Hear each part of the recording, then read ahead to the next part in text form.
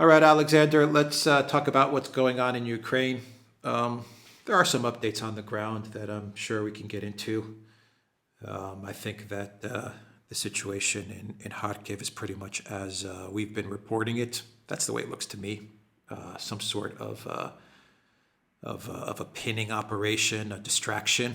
I think not really of any consequence. The real battle happening in Donbass, and there it looks like the Russian military is now starting to make, at least this is what it looks like, is now starting to make significant gains. We've got 3, maybe 4 cauldrons that are cooking now instead of one big one, and it just doesn't look good for Zelensky.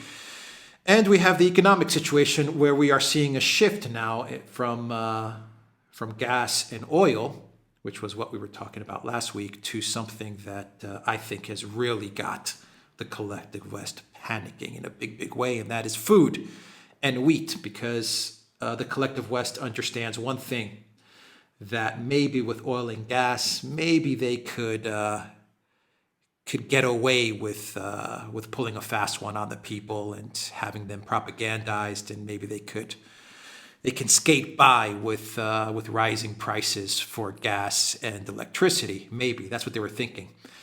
But when it comes to people going hungry, now you're starting to see them panic. They are panicking in a big, big way. We actually had a report from the Wall Street Journal that the Biden White House is even now considering lifting sanctions over, I was going to say Lefkoros, I was going to say to Greece, Belarusia, over Belarusia, because they need Lukashenko's help to get the wheat via railroad from Ukraine and with Russia's permission through Belarus and into Lithuania in Europe. I mean, they are panicking because they know when people go hungry, that's when revolutions and real regime change starts. And they are scared to death of what could be coming in September, October, which I believe is very obvious what's coming. Wheat for rubles, everybody. Absolutely. For rubles. Absolutely. Right, now let's start.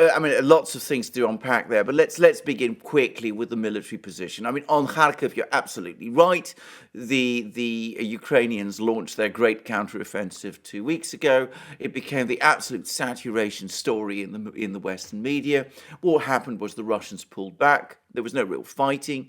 No major forces were committed by either side. It was intended possibly to persuade the Russians to transfer troops from the Donbass. The Russians didn't take the bait. They didn't transfer any troops from Donbass. The Ukrainians advanced. They're now running desperately short of troops in Donbass themselves. They've had to transfer troops from this area of Kharkiv to Donbass. And of course, what's happening now is that the Russians are taking back the villages that were captured or occupied by Ukraine during that great counteroffensive. It was all a distraction. It was all a media affair. There was no reality to it. The whole thing's gone into reverse. You won't find anybody in the Western media to say as much. I was reading a few days ago about how Ukraine had won the battle of Kharkiv.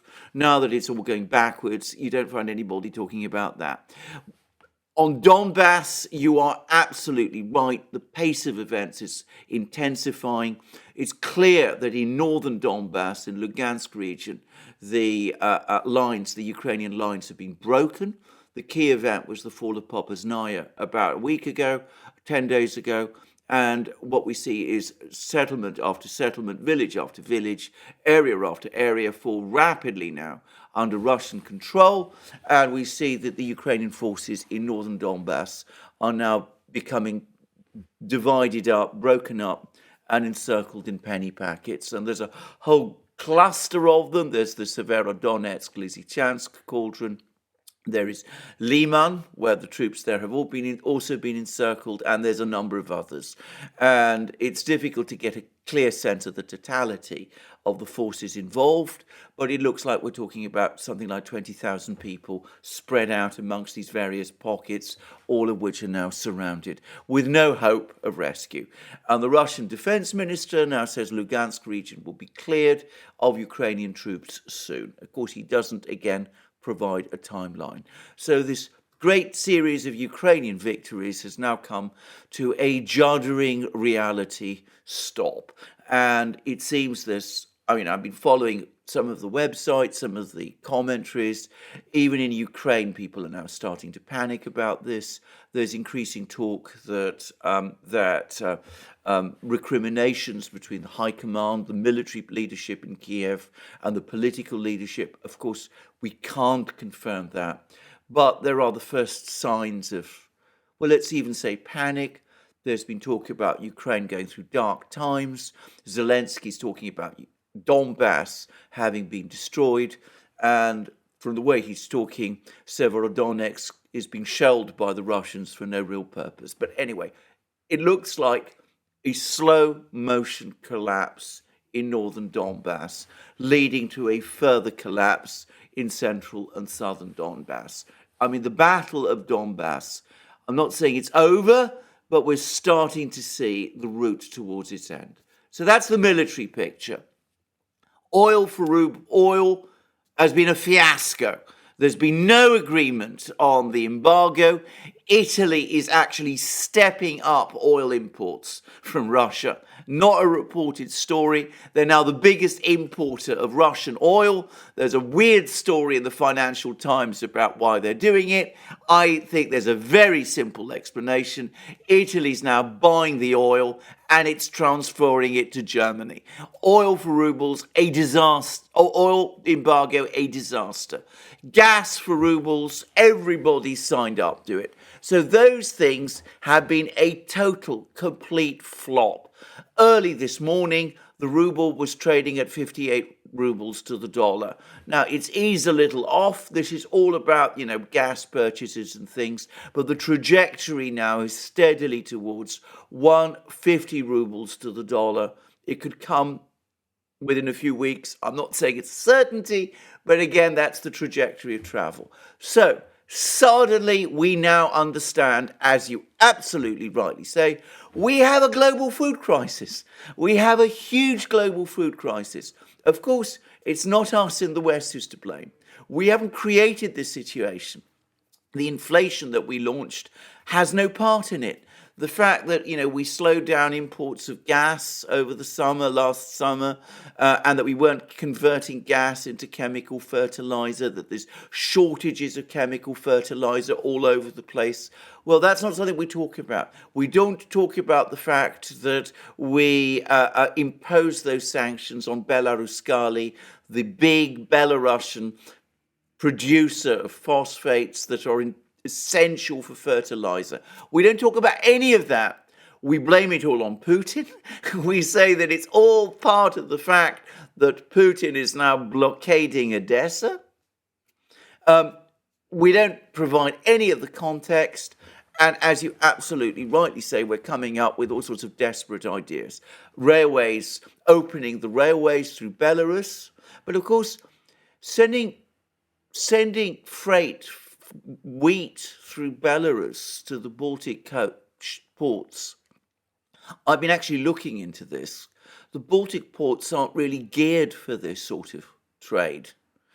The way you'd have to ship the grain, the wheat, if it left Odessa, would have to be through St. Petersburg.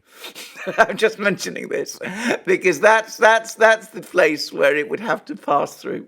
But anyway, put that aside. The fact that they're even talking about all of this, you're absolutely right. It's a crisis. The G7's been talking about it. Olaf Scholz has been calling Putin about it. They have been worrying and stressing about what to do. Die Welt has written that actually Russia has actually stepped up its wheat exports, but Nonetheless, we still blame them.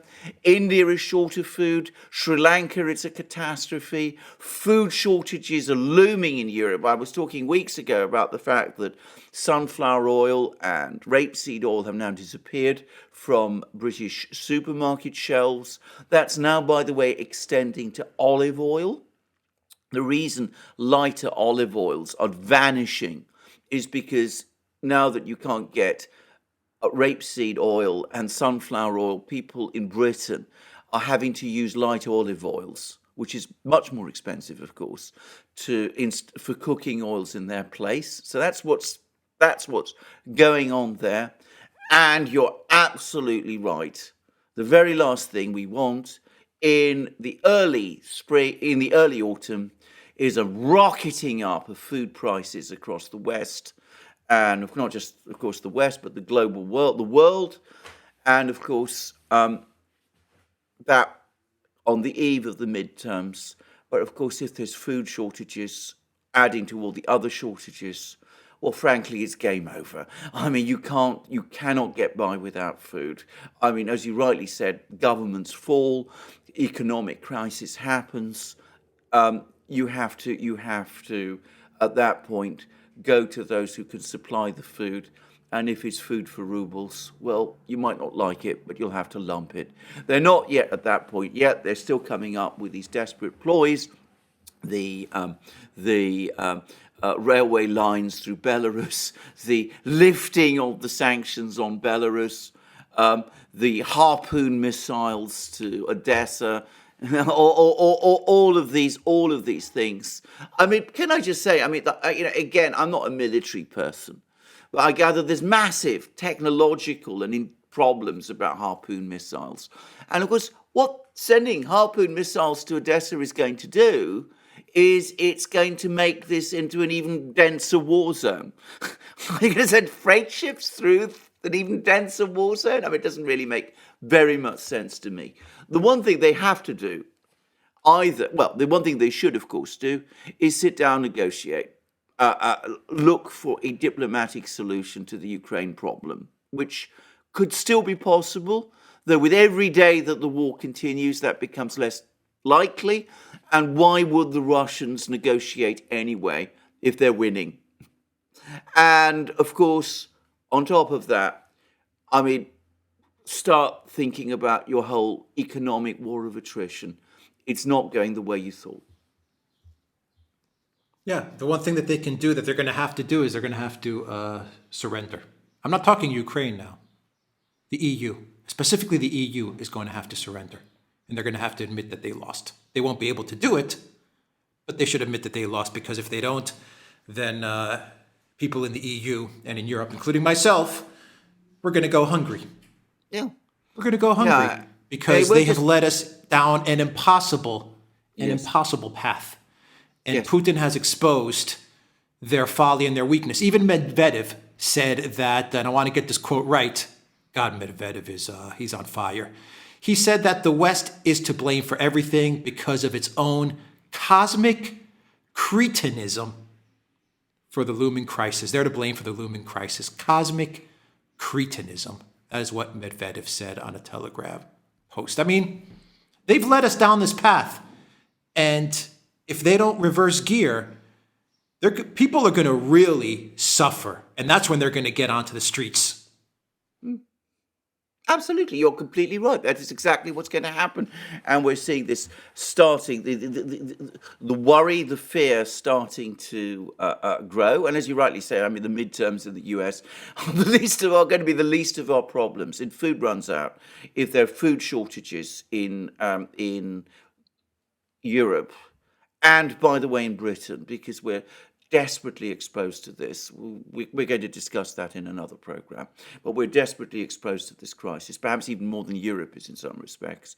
Then, as I said, we really need a way out, a diplomatic way out. We need to sit down. We need to do it now, and we need to start coming up with some realistic solutions to this problem, which don't involve Harpoon missiles and railway lines through Belarus, but actually involve addressing the actual problems.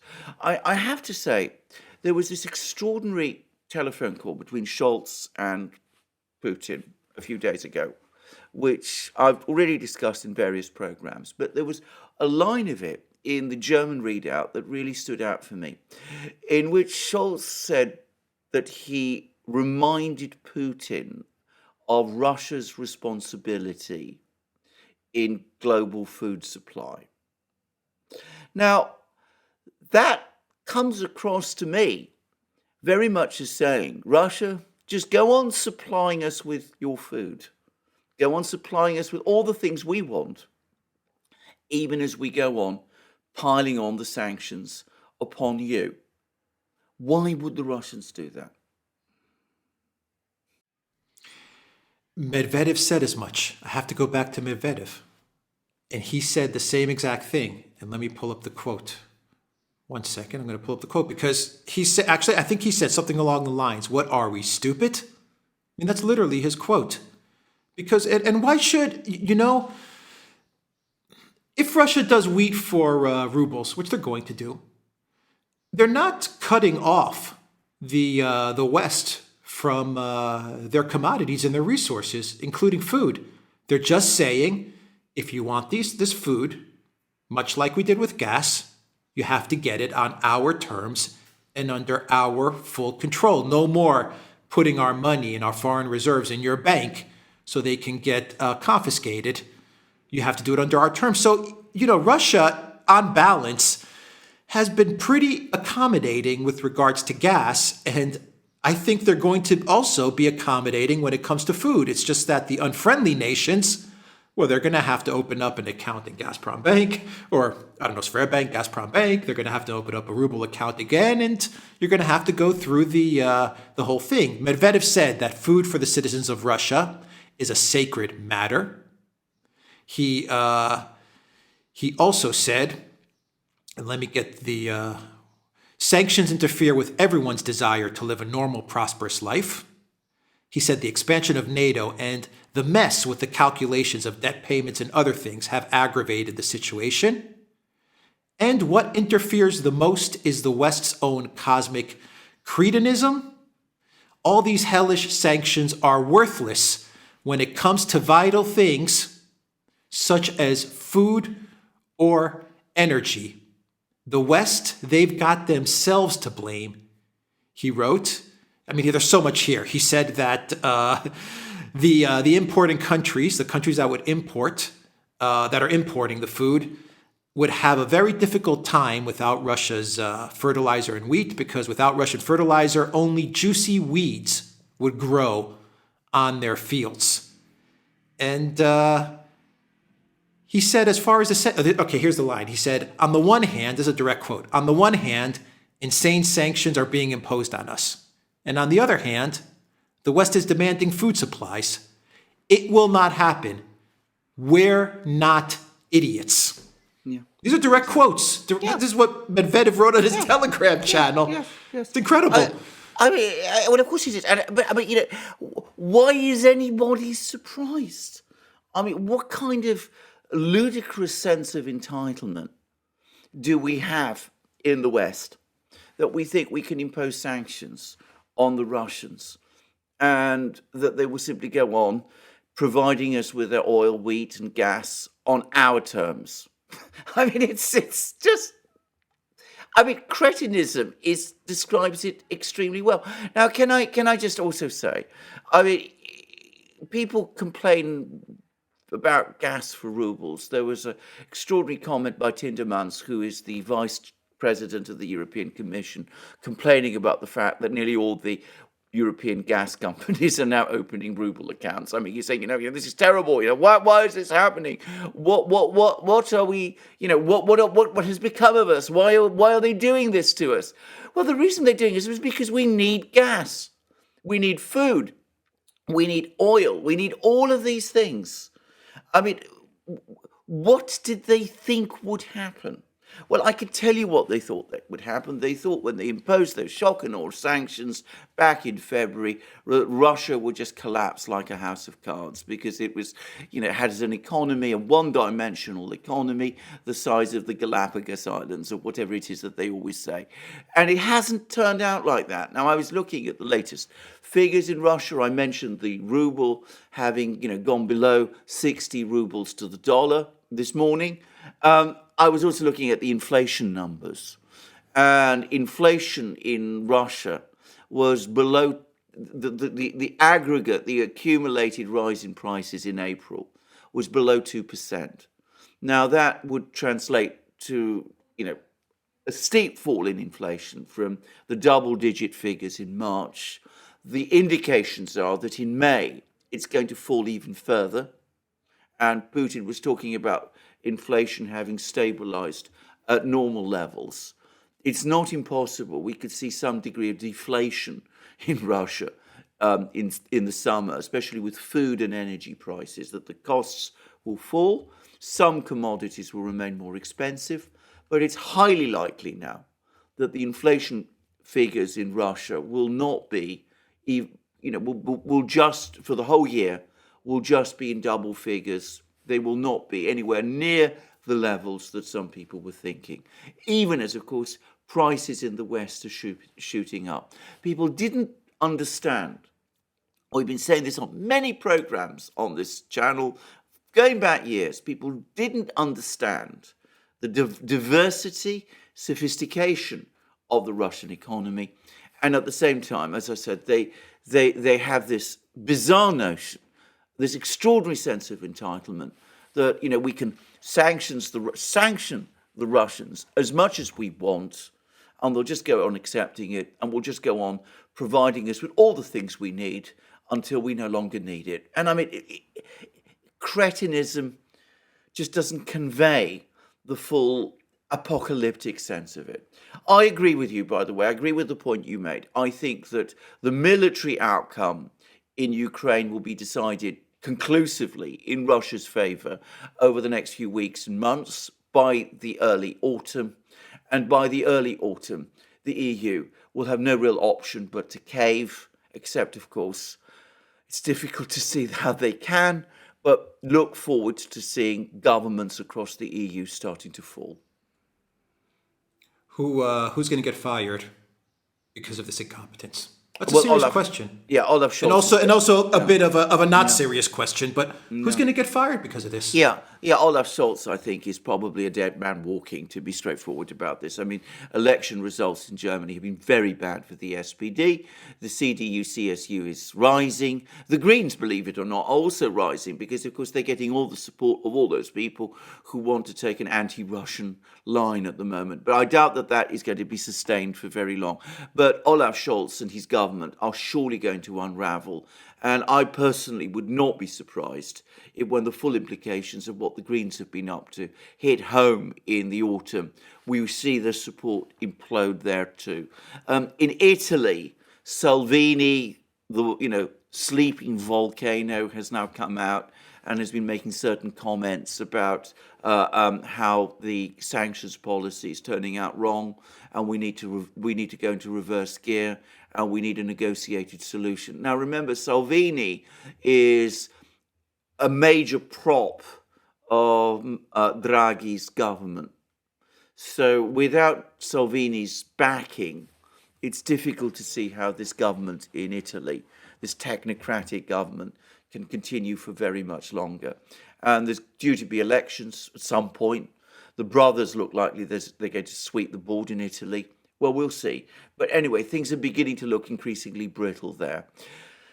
The big question is what happens to the EU Commission leadership, to the ghastly trinity of Ursula von der Leyen, Borrell and Michel. Will they go? Will they stay? If this all implodes, even I can't see how they can stay. They need to go. No. Without question. Not that the next people are going to be any better, but I know. At least they I were. don't see how you can be any worse. No, well, one, you can't be any worse, and of course, they won't have been compromised to the extent that this, as I said, this hideous trinity have been. So, I mean, they could at least start with a clean slate, which of course Ursula cannot do. I mean, I cannot honestly see how Borrell can pick up the phone to Lavrov now, or Ursula could pick up the phone to Putin now. I mean, I just can't see how it can be done, or how they can support a change of course. Yeah. All right. We'll leave it there. The Duran. Yeah. I mean, all I was. Something else I just wanted to say, of course, if this happens, I mean, this would be a geopolitical earthquake. I mean, make absolutely no mistake. I mean, we're not there yet. But if things turn out this way, then, I mean, the world that we have known has changed, and changed in the most fundamental ways. The West, the collective West, will have been forced into a corner and forced to back down. Now, this would be far bigger than Iraq or any other of the debacles we've had. It would be the end of the post-Cold War era. Mm-hmm. Well, the world has already changed real quick. China is signaling that they want the BRICS to expand. Latin America and Africa. They want to look at Argentina. They want to look at countries in Latin America and Africa to join the BRICS or to be associated with the BRICS. China is working with Russia on a diplomatic, on a political level, to increase their petroleum reserves. You know, you're seeing these two countries work together to provide each other with economic and energy security. Yes. India continues to buy oil. They've bought so much oil that a refinery that was scheduled for maintenance, they had to actually delay it in order to refine all the oil that they're getting. Yeah. I mean, we're already seeing it happen. It's already happening. I'm not saying we're at a checkmate moment, but we're fast approaching it. We are fast approaching it. And maybe we're there. I don't know. Russian oil production, by the way, is rising. I mean, it was supposed to collapse. I mean, it's now going up. But anyway, that's another story. But I mean, and in Latin America, elections in Colombia apparently coming. New government there, less pro-Biden, more willing to look at other things. Perhaps, you know, and Colombia has, of course, been a major prop of the US order in Latin America, and of course, possibility that Lula might win in Brazil, and of course, he was a whatever else talking about lifting sanctions on Maduro. Or exactly. I mean, you know, but make no mistake, if the Russians are able to bend the EU to its will, I mean, it's the collective West is shattered. I mean, that would be a geopolitical earthquake. Everything else that we see is important, but that would signal to the world that it has really changed. Things have really changed. Anyway, we're not at that checkmate moment. Who knows? We're not there. They'll try, no doubt, to find some way out, but you know, keep an eye on this one. I don't know. It's either that or World War III, like real World War III. Well, absolutely. I don't. I'm trying to figure out: is there a middle ground? No. Maybe. Well, I mean, Who knows? well, the Harpoon missile madness is a step in that direction as well. But let's hope we don't get there. Let's hope that sanity prevails. But then we've not had very much of that up till now. So let's see what happens. All right. We'll leave it there, everybody. The Duran.locals.com. Use the code GOODDAY. Get 10% off all merchandise from our shop. Take care.